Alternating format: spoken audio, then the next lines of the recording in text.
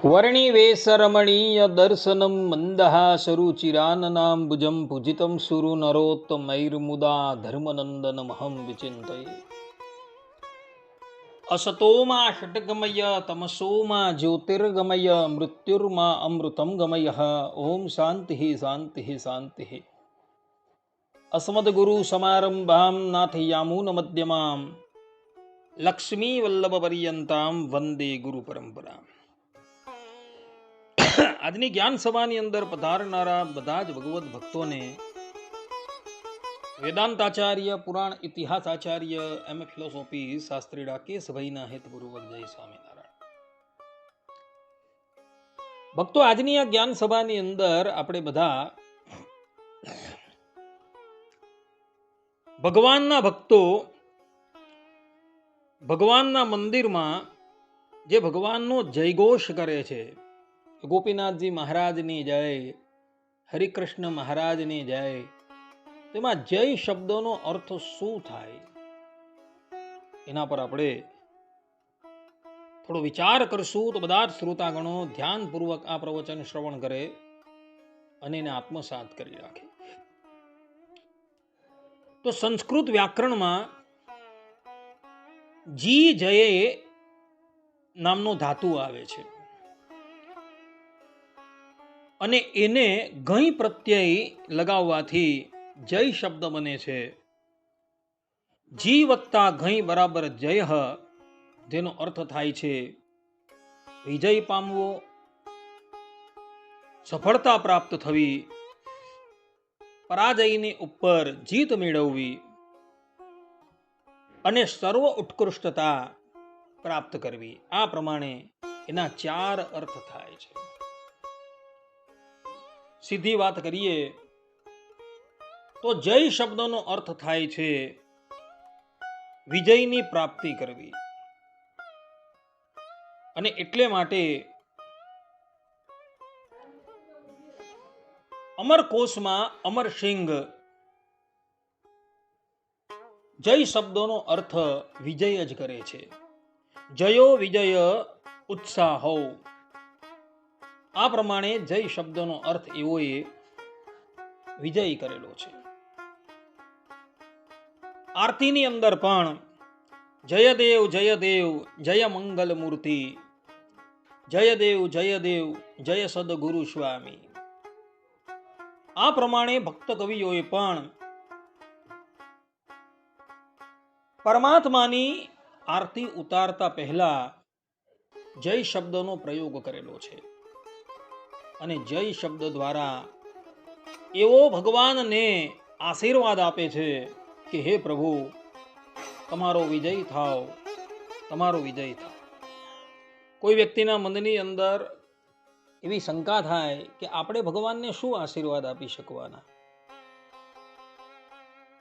કે આપણે જયનું ઉચ્ચારણ કરીએ. તો આ પ્રમાણેની કોઈ શંકા કરે તો એને કહેવાનું કે આપણે ભગવાનને કેવલ આશીર્વાદ જ આપી શકીએ, કારણ કે ભગવાનને આપેલા આશીર્વાદ ક્યારેય પણ વિફળ થવાના નથી. તમે ભગવાનનો જય ઘોષ કરો, જય શ્રી રામ, જય શ્રી કૃષ્ણ,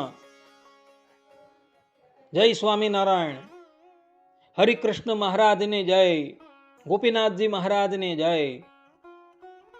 હે ગોપીનાથજી, હે હરિકૃષ્ણ મહારાજ, તમે વિજય પામો. તો આપણે આ પ્રમાણે આશીર્વાદ આપીએ તો એ ભગવાનનો વિજય જ થવાનો છે.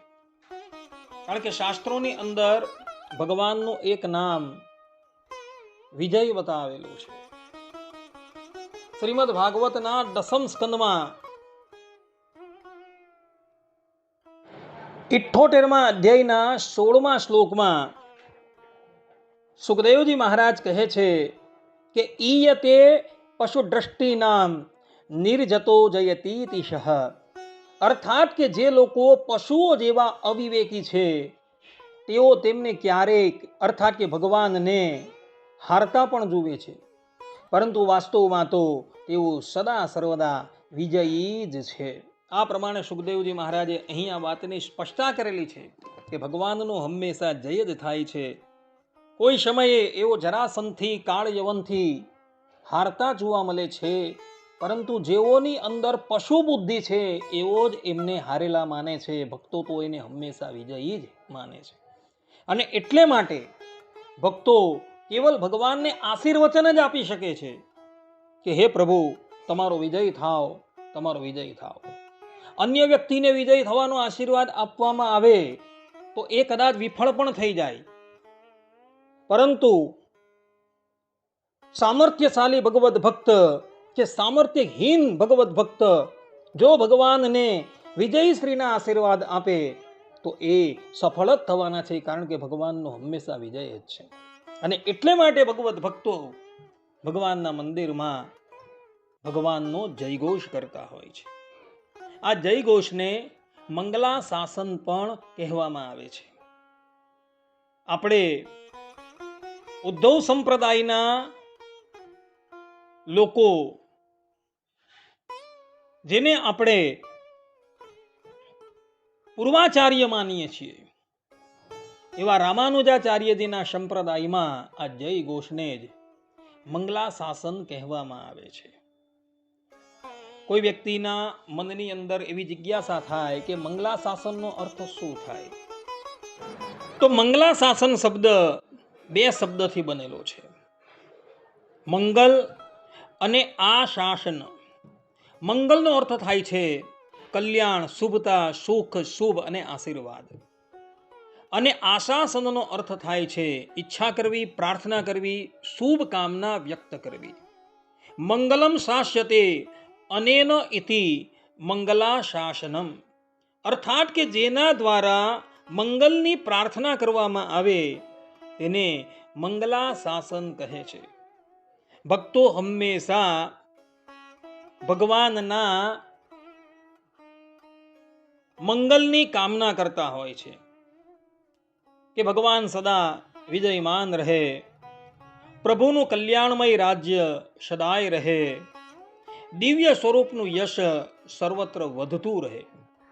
આ પ્રમાણે ભક્તો હંમેશા ભગવાનની મંગલ કામના કરતા હોય છે. અને એટલે માટે એને મંગલા શાસન કહેવામાં આવે છે.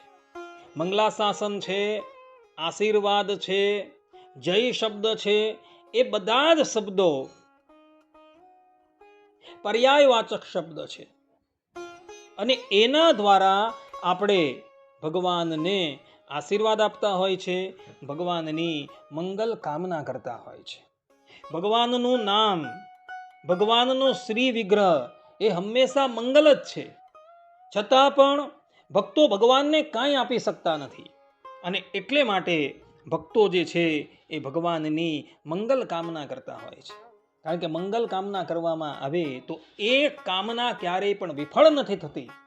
અને એટલે માટે ભક્તો ભગવાનનું મંગલા શાસન કરતા હોય છે.